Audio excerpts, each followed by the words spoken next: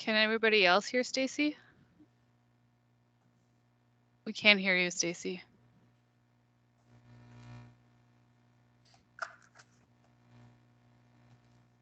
No. Can you hear me now? Yep. Okay. Oh, darn it. I guess my headphones aren't working. So let me turn my voice up here. Oh, you know what? Maybe it was I'm so sorry. Let me try again. There's noise in the background here, so I just want to make sure that I had my okay.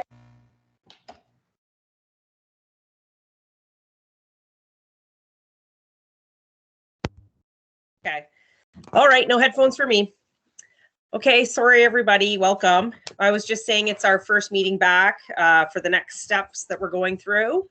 It looks like our first thing up on the agenda for panel update and resignation of panel members. So we're going to review the process for filling a vacancy. I'm not sure who's up to lead that. I can take that, Stacy. Awesome, thank you. Thanks. So hello and welcome everyone. Nice seeing everybody again. So since our last panel meeting, we did receive notice from Barbara that she can no longer continue with the advisory panel.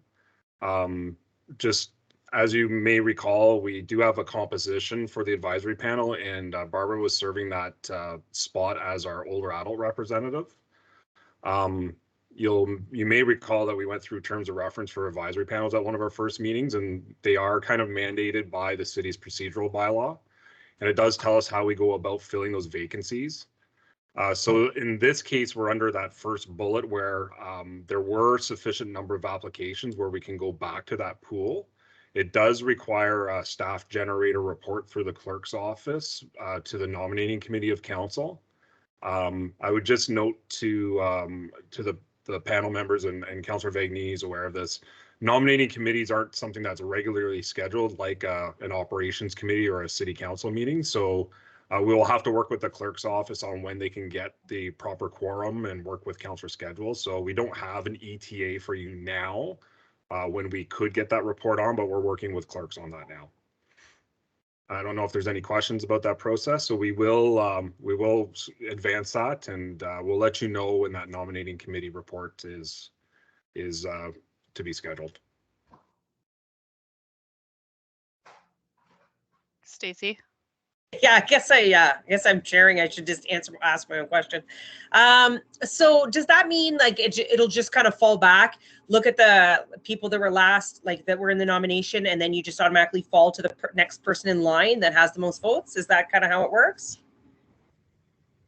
If you could just advance the slide again, please. Sorry. Yeah, no, it's fine. So at this point, what we're doing is presenting the applications that weren't previously selected, and then they'll go through that process again of assigning a panel member for that one specific role. So if we had 10 applications for the older adult, and I don't think it was that many. If I look at the report, I think it was 6 or 7, if I recall correctly.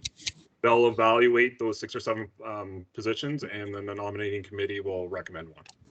Perfect. Okay. Awesome. Thank you. No problem. Okay, so I guess there's no questions on that then. I don't see any little hands up. Looks like our next part is review of the council report. So key themes for engagement, key themes for redevelopment or new infrastructure, and key locations to review. Are you up again with that one? Or who takes that one? Or do you want me to just read it all?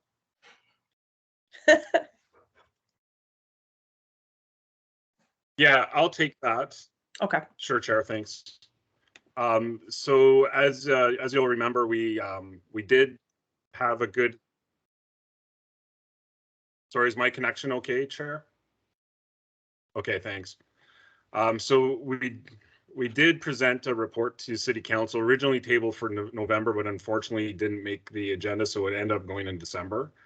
And it was basically a summary of the work that the panel has done thus far, some initial findings from the engagement strategy, and kind of showing council where the panel is going to be going as next steps. The full report we do have posted online again, so it's quickly hyperlinked over at the Over to You site. If you could go to the next slide, please, Danica. So again, you would have seen this information circulated to the panel by staff, but we thought it'd be good just to refresh. It's been a while where we're at and what key themes we were pulling out. So obviously there was two key communities that we wanted to focus on as part of the next engagements phase. And Marie and Maggie are going to talk about that a little bit in the future. Again, we also recognize, and I think some panel members made a good point about, we are dealing with a $4 million at this point upset budget. It's just important to clearly communicate that as we continue having dialogue with the community, so that there are, not expectations that we're building, a large facility, a large, multi-purpose recreation center within a $4 million budget. We did pull out as a theme as, we should be looking at facilities that provided universal, low barrier accessible spaces. And clearly from the work that the panel has performed and what we heard from the community, a swimming feature seems to be an emerging theme. So we're going to further explore that. Some of the other key findings is we'd be leaning towards investment in outdoor spaces. We'd be looking at enhancements or creation of new active outdoor amenities and, some of the cool things that are out there in terms of skate parks and pump tracks. We also thought it'd make a lot of sense to co-locate amenities, look at multi-purposes versus standalone facilities. And I believe we did hear from one of our youth panel members, which was a really good point about the community gathering and socialization spaces that we should be incorporating with our work. And also just about the radius that we're going to look at, while there was significant support for that lively service area, we're going to be considering investment in the larger Walden community as well. Next slide. So we did indicate some next steps as part of the staff report. So again, we've committed to doing another round of community consultation. And again, Maggie will speak to that in a few moments. And then come back with a council report targeting the end of second quarter 2022. We're really anticipating at this point that we're going to get down to some recommendations on potential investment. So the what and the where, I guess, to summarize. And we're really hoping that engagement process and the work we're going to do with you, that we'll be able to get that down to some key recommendations for council. And, of course, all the key findings that were in the report, that's going to drive the work for the next phase. So I think I'm turning it over to Maggie, correct? Just to talk a little bit about the engagement, what we accomplished the first phase and where we're going to go, if that's okay, Chair. Thanks, Jeff. So during the first phase of the engagement, we did a number of posters and flyers throughout the community. And we made sure to share those with community groups, the Neighborhood Action Association, the CANs. They're posted in the park. We also posted with some private businesses as well. We created a section on the city website as well. We also had Over to You, and we also included posts on social media. Some were targeted social media ads as well were included as part of that process. Can we just go back one slide? And then we also included some of the digital billboard ads. I think there was some space out in Lively that we used, as well as the one in Bell Park. And then we also sent public service announcements to the media to let folks know about Over to You and how they could add their voice to the project. So as we had mentioned in the report that went to council in 2021, through the first phase of engagement, we saw a total of survey results. We had 805 visitors, 378 contributors, and 396 responses. Traffic to the site was mostly directed to Over to You, which means people went directly to the site. And another way, secondary to that, was social media was a big component to driving traffic to the site. Survey responses included residents who called into 311, and they could also submit their responses in person at the library of a CSC location as well. When it came to the idea board, some of the results that we saw online, we had 411 visitors, 138 contributors, and 522 contributions. So we're looking at the next phase of the engagement, phase 2. So this is a second engagement with residents. So we would look at doing an update to the Over to You page. We're also wanting to look into doing telephone surveys with a third-party polling company. And what we would do is, and with that case, is come back to the panel with some of the suggestions that the polling company has and how we can move that forward. We'd want to hold a virtual open house to discuss some of the ideas. Also, I know there's a lot of talk in phase 1 about a mail out. We had held the mail out mostly for phase 2 so that we can include additional information. And when we do hold a virtual meeting, that could be distributed as well. Again, we would go back and do updates on the digital billboards as well as social media, letting people know where they can find information and contribute to the second phase of the engagement. As well, one of the feedback that we had was an increase in youth engagement. And so we are looking to speak with Future North, which is a local youth engagement organization, to help engage local youth within the community to see, to make sure that their voice and their input is included as well. And we also are looking at how we can engage with Tikmishing, the First Nation closest to the community, to ensure that their voice is included as well. That was one of the feedback that we received from the first phase of the engagement.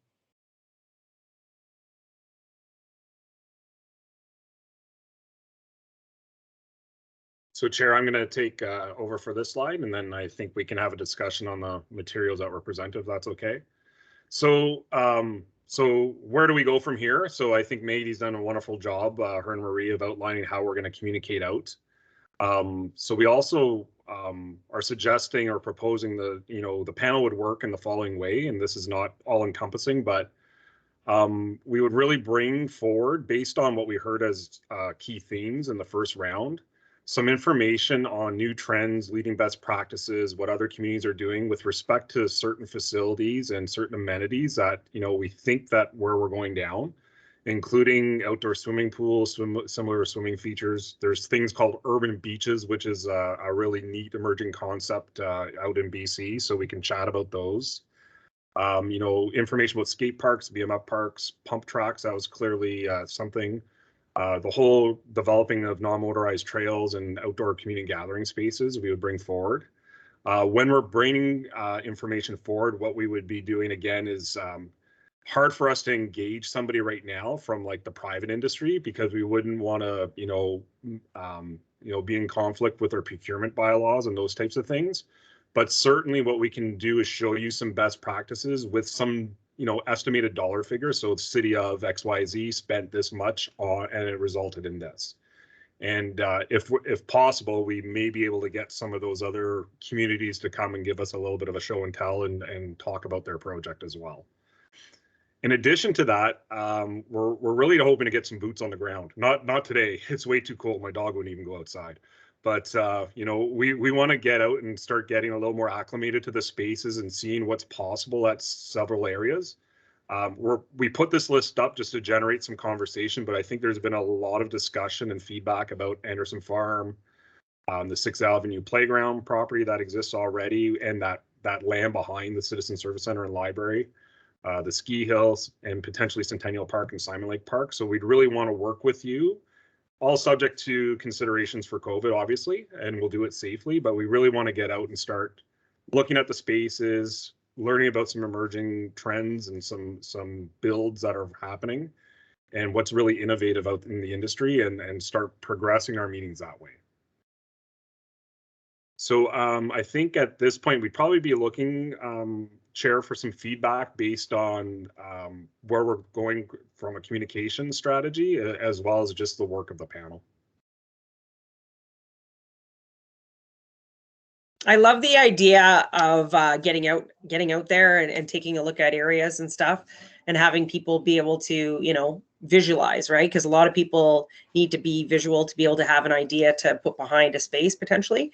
I also know that the youth, like we were talking about the youth how they're not supported in this, because, you know, it's how do we reach out to them. Hopefully in the summer too, or in the spring, like getting warmer, we'll be able to have those conversations like at the outdoor rink, right? Like if we even have, you know, a board they can sign up on to like throw their own ideas up, like where they are, right? They're in the playground, they're out and about at the rink, and have those ideas brought forward. I know it's not necessarily like a concrete way of reaching out to them, but they could sign their name to it too, or whatever. But to engage like that, I think that's a great idea. Yeah, so if I could just, on your second point, Chair, I think that's why Maggie mentioned the organization Future North.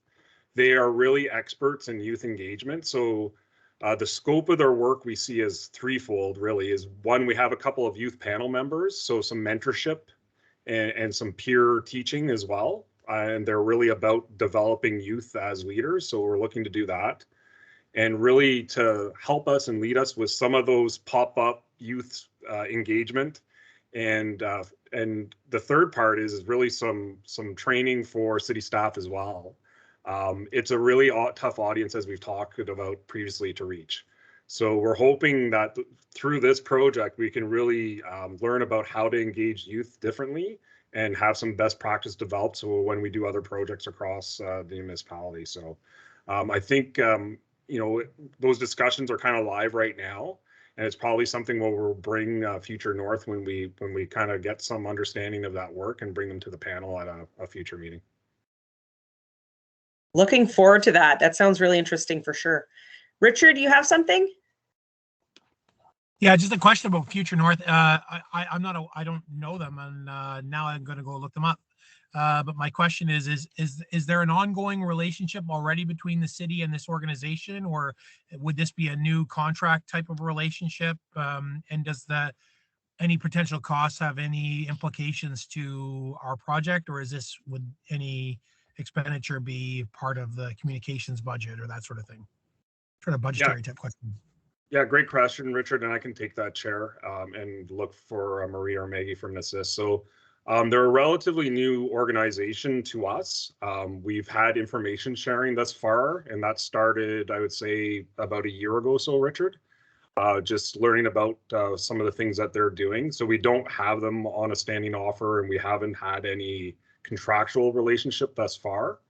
Any fee associated with any work that they're going to do as part of the project would be covered off through existing operation budgets, not the project budget, either between Marie's shop or my shop. So we don't anticipate it's going to be a large piece. It's really their mandate to do a lot of this work. So, you know, of course, they have some staff time involved, and we want to be, you know, aware of that. But you know, it's something that we've been looking to do, so that's why we'd be going to operational budgets. The internal training piece is something that really justifies us spending some operating dollars on this.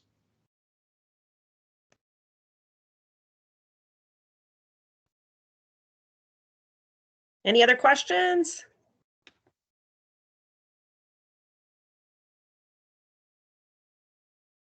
Doesn't look like it. I think we're good to move on to the next part. Jeff, is that you or?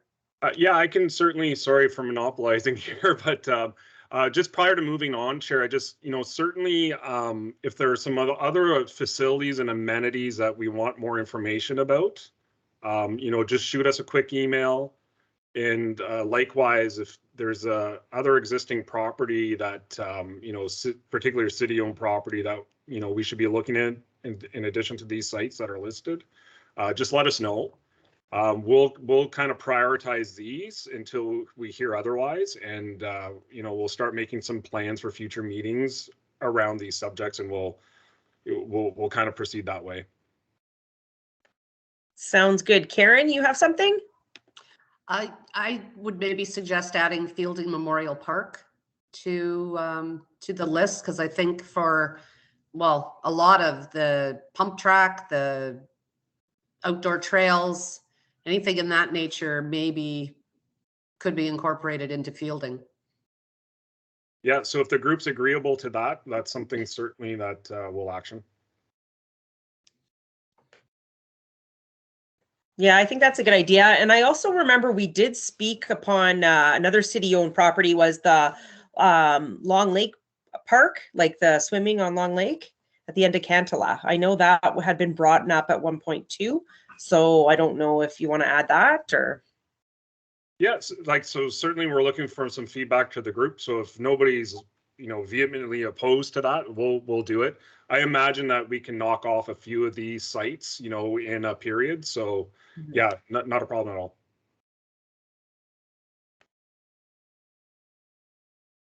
Well, I guess that might be it. We might be on to the next phase. I think you said it's you again, Jeff. Yeah, so we just looking to confirm meeting frequency with the group. So we had a really aggressive schedule, and listen, we really appreciate you as panel members.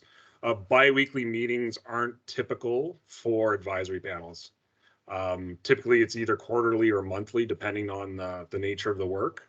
So what we're suggesting is, going back to monthly meetings, a little more manageable, honestly, from a staff perspective, so that we can prepare some of this information for you. And that's not to say that we can't fit in some site meetings in between those monthly meetings as well. So I'm happy to do that if people are open to, we're open to other suggestions, obviously, but we think this would be the right balance of meeting on a frequent basis and still having some time in between meetings to prep information for the panel. Sounds good to me. What does everybody else think? Richard? Yeah, I agree. That's great, Jeff. I'm good. Yeah. I don't know how close we're getting to the end. I just had one question, Jeff, through Stacy. The part of the things that came up very frequently through the survey as well as the idea board was two kind of emerging themes. So one being that people were really interested in an outdoor swimming, primarily lake, river, something along those lines. That was their number one interest. And the other that came up very high on the list was Simon Lake Park. So Jeff, you and I've spoke about getting some work, again, having no idea what the cost would be, but the two kind of sync together, an outdoor space and a park that we already have exist. What would it cost to clean up Simon Lake? And I think that's something that needs to be put on our radar to at least explore, so that we can put it out there one way or the other, that the price is astronomical, or maybe it is reasonable and something that we should be looking at to kind of flesh that out. Yeah, so through you, Chair, I certainly, that's something where we can engage some, other staff and colleagues within the city to talk about the current condition of Simon Lake, and what would really need to be required, both from a work and a budget perspective, to make that a swimmable lake again. And then at least it's like, to Karen's point, it either puts it like, yeah, that's a consideration, or maybe the project value is just, it's not a possibility within this project, right? Not to say that that's not something that should be done, but maybe it's just not within the lens of this project. So if the group's fine with that, we can start approaching some of our colleagues to give a little bit of an overview of the park and the lake. Yeah, I think that's a good idea. I see a couple questions here. Richard, you were first. My intervention is on a different topic than Simon Lake. So if the councillor wants to go first on that topic, then I'll defer.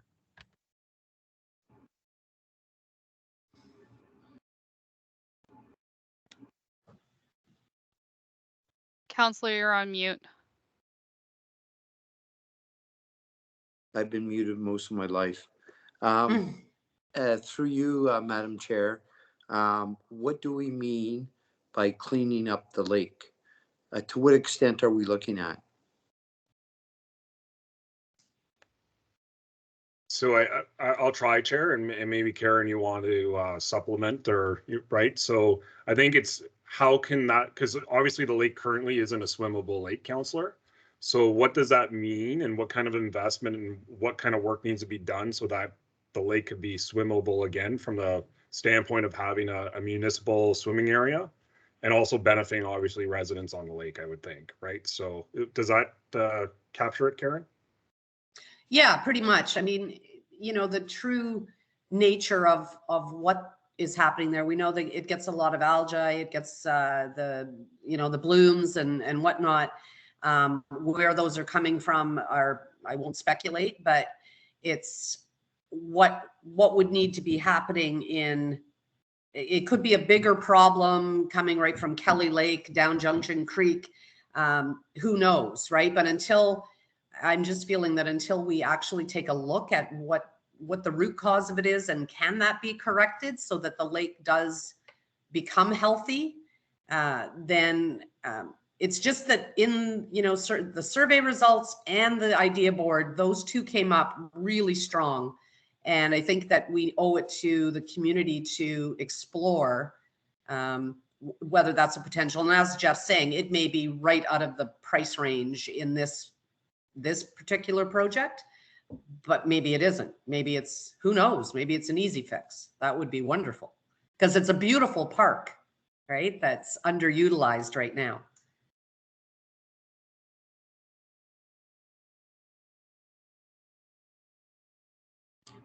Any more comments towards that, Michael? Oh, sorry, no, I'm good. Mr. Ebenhart has a question now. Richard? Yeah, it's another piece of content that may impact our work. It also came out at the council meeting in December, and it's the museums report. And I just I don't know if everyone on this on the advisory panel heard about the museums report. It was highly focused on the museums aspect of Anderson Farm. And I mean, I guess my question back to staff is if we could be advised at a future meeting of any overlapping impact on recreational development at Anderson Farm potentially, and the impact of potential changes, and there aren't any changes yet under consideration, but the report's been filed, and you know, it does look like there's options that would involve reducing service at Anderson Farm from a museum standpoint. And I just want the committee to be aware of that in broad terms. And if there are more specific things we need to know to make sure that gets brought to us in the future. Marie, it looks like you have something to add there. Yeah, Jeff may want to weigh in, but the museums report was did go on the agenda, but it's been deferred a few times, Richard. So it was deferred again last night. So at the next council meeting, I anticipate that it will go through. The councilors just wanted a little more time to review the actual presentation. So we will likely have more information on potential impact there at that time once that goes to council. So it's just kind of been deferred a few times.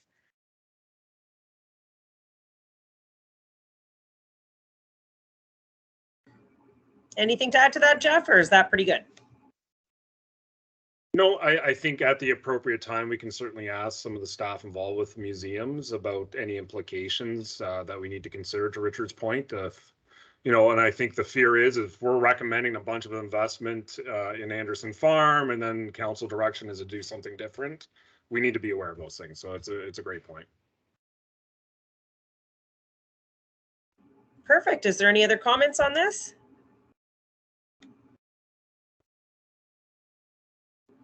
All right, looks like we can move on then. I guess we did decide that we're going to do monthly meetings. Now, are we going to be picking that now, or how do you guys want to go about that? Is there anything else that we need to discuss? So I'm probably going to defer to Danica here. I know we've been kind of doing a Wednesday from 4 to 5:30. Seems to be working for most. So Danica, would you think another doodle poll? And I think the goal here is we're going to try to populate our calendars for the next 6 months so that, you know, we've got a consistent time. And if we need to change it, we'll deal with that. Yeah, make so sense? what I'll be thinking is I'll probably be sending a poll out suggesting either every second week or every third week in the month, and you guys can dictate which one would work for you guys better.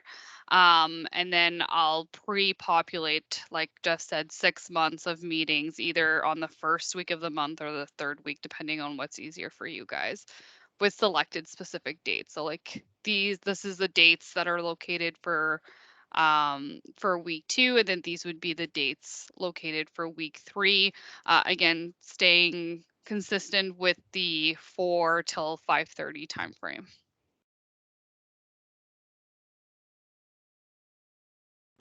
That sounds good to me. I don't know if there's anything else we have to discuss, or if this is the last slide of your slideshow here, or if there's Yeah, a it is the last slide. I would just add to Danica's note that, you know, I'm not adverse personally, and I don't want to speak for other staff, but if we had to take a weekend afternoon to go and do some of the site visits, that's on the docket too. Whatever works for the group. Yeah. And I think that would be a good way of getting out and getting some Absolutely. stuff in and seeing the facility. So we can chat a little bit further about that. Okay. And what that looks like and timing. You know, difficult, you know, other than the ski hill right now and the outdoor rink to see what's really happening, but we can chat about that further in future meetings. And the other bullet, Chair, that's on that slide deck is just, yeah, we are targeting that June 2022 for that summary report. You know, that's something though, if we're sensing we need another month to do, that's, you know, that's manageable as well. Okay, so if we need just to advise Councillor Vagnini and his colleagues through a little note to say, hey, we were scheduling this for June, but it's going to come forward in July, that's fine. We do want to try to get it in for the next municipal election, just so we have some clear direction on next steps of the project though. Makes sense. Perfect. Makes sense. All right. Well, I guess we'll kind of, anybody have a hand up if you want to add anything, I guess. Other than that, I guess we're going to be adjourned. I don't know. It's a quick meeting. Wow. I can't believe it. Nothing. Okay. Well, I guess that's it. Counselor, yeah, you're and on certainly mute. next meeting, sorry, Danica, next meeting, Chair, we'll have some information about some of those emerging trends and those projects. So lots of, hopefully to share a lot of innovative stuff going on in the industry, and we can start leaning into some of that stuff. Absolutely. Looking forward to it. Michael, did you have Madam something? Chair? Yep. Yes, I did. I just want to compliment you on the way you took the meeting and as quick as it has been. Can you take over our council meetings? Maybe one day, eh? Oh, no, you did a great job, amazing job. Thank you very much. Thank you very much. Well, I guess that's it, everybody. Have a wonderful Wednesday night, and we'll wait for the email from Danica to go for our next meetings. Okay. Thank Take care, everybody. Nice to see everyone. Same with Bye-bye. you. Bye-bye. Have a good night. Bye.